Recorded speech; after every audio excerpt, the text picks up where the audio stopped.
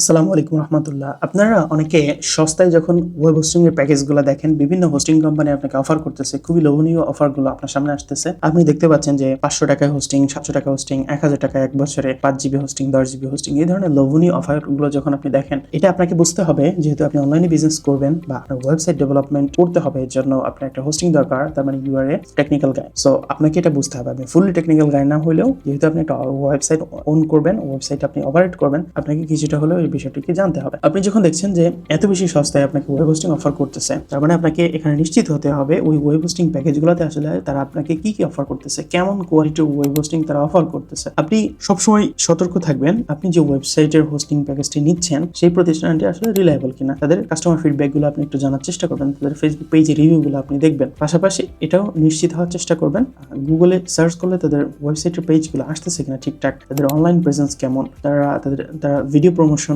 কিভাবে করে বা বিভিন্ন টিপস ট্রিক্স গুলা তারা শেয়ার করে কিনা, অর্থাৎ তারা ওপেন কিনা, আপনি কোনো পার্সনকে সেখানে দেখছেন কিনা রেগুলারলি, এবং তাদের ফোন সাপোর্ট সিস্টেম রয়েছে কিনা, ডিরেক্টলি ফোন কলের মাধ্যমে সাপোর্ট নেওয়া যায়, এই ব্যাপারগুলো। এরপর যেটা চলে আসে যে হোস্টিং প্যাকেজটি আপনাকে অফার করতেছে, এই প্যাকেজ নিয়ে আপনি একটু ইনভেস্টিগেট করবেন, তাদের থেকে জেনে নেবেন, অথবা আপনি নিজেই সেই প্যাকেজের যে স্পেসিফিকেশন ফিচার্স গুলো থাকে সেগুলো আপনি জেনে নেবেন। যেমন আপনাকে একটা হোস্টিং প্যাকেজ অর্ডার করতেছে, ওই হোস্টিং প্যাকেজে আপনি যে বিষয়গুলো চেক করবেন, যেমন আপনি ওখানে র্যামের লিমিট কত পাচ্ছেন, 500 MB, 1 GB, 2 GB, আপনি কত পাচ্ছেন র্যামের লিমিট। এরপর আপনি দেখবেন সিপিইউ বা প্রসেসর, আপনি কত করে প্রসেসর লিমিট পর্যন্ত আপনি পাচ্ছেন। এরপর সবচেয়ে আরেকটা গুরুত্বপূর্ণ বিষয় হচ্ছে আপনার ব্যান্ডউইথ এবং ইনোডস। সো ইনোডস এর এটার স্পেলিংটা হচ্ছে INODES, ইনোডস। তো এটার স্পেলিং হচ্ছে ইনোডস। তো ইনোডস এর লিমিট আপনি পাচ্ছেন কিনা। ফর অ্যান এক্সাম্পল, আপনাকে 1000 টাকায় অফার করতেছে যে 30 GB হোস্টিং, আপনি এরকম অনেক পাবেন। 30 GB হোস্টিং আপনি তো দেখে মোটামুটি খুবই উৎফুল্লিত, আপনার উৎফুল্লতা কাজ করতেছে যে 30 GB হোস্টিং মাত্র 1000 টাকায়, 1500 টাকা। তখন এখানে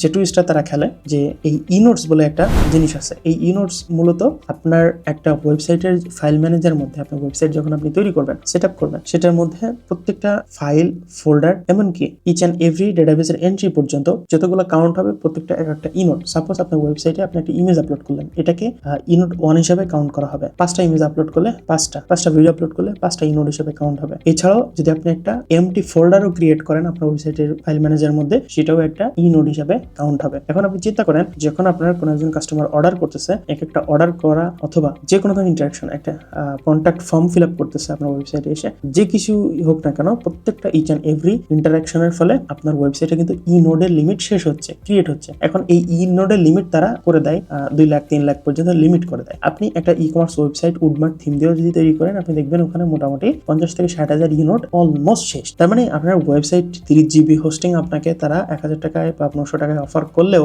আপনাকে যে 30 GB দিচ্ছে, আপনি 30 GB কিন্তু ইউজ করতে পারবেন না। দেখবেন 1-2 GB ইউজ করার পরেই পরে আপনার ওয়েবসাইটে আপনি কোনো কিছু অ্যাড করতে পারতেছেন না, কোনো কিছু আপলোড করতে পারবেন না। তার মানে এখানে একটা লিমিটেশন রয়েছে ই নোডসের। সো মূলত আপনি দেখে হয়তো বুঝবেন যে আপনি 30 GB হোস্টিং পাচ্ছেন, আলটিমেট আপনি 30 GB হোস্টিং ইউজ করতে পারবেন না। ই নোডসের লিমিট আপনি চেক করবেন কোন প্রতিষ্ঠানে আসলে ই নোডসের লিমিট নিয়ে তারা এই বিষয়গুলো ওখানে অলরেডি দিয়ে রাখছে। আপনি ট্রাই করবেন ই নোডস এর লিমিট অনেক বেশি যেন হয়, মোটামুটি 4 লাখের উপরে যেন ই নোডসের লিমিট থাকে। আর যদি 4 লাখের নিচে থাকে তাহলে আপনি এটা কিন্তু প্রবলেম, কিন্তু ওই হোস্টিং দিয়ে খুব ভালো আগাইতে পারবেন। আপনার কিন্তু কিছুদিন পরে আপনার হোস্টিং এর কিন্তু আপগ্রেড করা লাগবে, আরো বেশি খরচ হবে। চেষ্টা করবেন ই নোডস আনলিমিটেড রয়েছে কোথা থেকে, আপনি সেখান থেকে নেওয়ার চেষ্টা করবেন, অথবা মিনিমাম যেন 4 লাখ পর্যন্ত থাকে। এরপরে যেটি চলে আসে, আপনি র্যাম সিপিইউর পাশাপাশি আপনি আপনার অনেক সময় ওয়েব মেইল দরকার হতে পারে, আপনি ওয়েব মেইল তৈরি করতে পারছেন কিনা। এরপরে 30 GB হোস্টিং তো আপনার একটা ওয়েবসাইটের জন্য, একটা ওয়েবসাইট আপনি শুধু 30 GB কেন একটা ওয়েবসাইটের জন্য ইউজ করবেন। আপনি সর্বোচ্চ একটা ওয়েবসাইট যখন স্টার্ট করবেন, এটা অবশ্য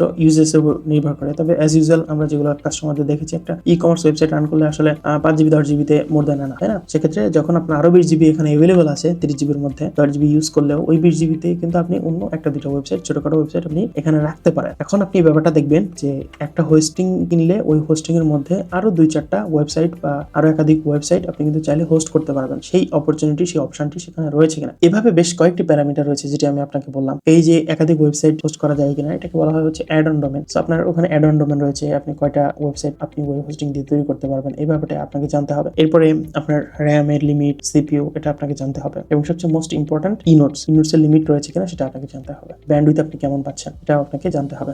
সো এই ওভারঅল ব্যাপারগুলো এবং তাদের সাপোর্ট সিস্টেম কেমন সেই ব্যাপারটি অবশ্যই আপনাকে এনশিওর করতে হবে। আপনাকে যদি কোনো একটা প্রবলেম হলো, আপনার সাপোজ আপনার ওয়েবসাইটের SSL পাচ্ছেন, অর্থাৎ ওই যে সিকিউরিটি SSL রয়েছে না একটা লকের মতো, যেটা না থাকলে আপনার ওয়েবসাইটটাকে ইনসিকিউর দেখায়, এইটা আপনি ইনস্টল করতে হবে, আপনি বুঝতে পারতেছেন না। সেক্ষেত্রে তাদের ডেডিকেটেড টিউটোরিয়াল সাপোর্ট রয়েছে কিনা, বা তাদের লাইভ চ্যাটে নক দিলে আপনি সাথে সাথে ইনস্ট্যান্ট রিপ্লাই পাচ্ছেন কিনা। মোস্ট ইম্পর্টেন্ট, তাদেরকে তাদের ওয়েবসাইটে তাদের ফোন নাম্বারে যে ফোন নাম্বার দেওয়া আছে বা যে হোয়াটসঅ্যাপ নাম্বার দেওয়া আছে সেখানে কল করলে নক করলে আপনি কুইক রেসপন্স পাচ্ছেন কিনা, ডিরেক্টলি ফোন কল তাদের সাথে কথা বলতে পারতেছেন কিনা, এটা সবচেয়ে গুরুত্বপূর্ণ। বাংলাদেশি হোস্টিং কোম্পানিরা যদি ডিরেক্টলি আপনাকে ফোন কলে সাপোর্ট না দেয়, সেই কোম্পানি থেকে হোস্টিং নেওয়া বিরত থাকবেন। সস্তায় হোস্টিং কিনে কিছুদিন পর বিপদে পড়ে আপনার যে ডলার আপনি খরচ করছেন বুস্টিং এর ক্ষেত্রে বা অ্যাড ক্যাম্পেইন করে, এই ডলার নষ্ট করেন না। শুধু কিছু টাকা বাঁচাইতে যে আপনার বিজনেস করার মোটিভটাই নষ্ট হবে, আপনার বিজনেসে আপনি আগাইতেই পারবেন না, ফুললি আপনি বিজনেস থেকে সিট পড়ে যাবেন, আপনার ক্যারিয়ার ক্ষতিগ্রস্ত হবে। এই জন্য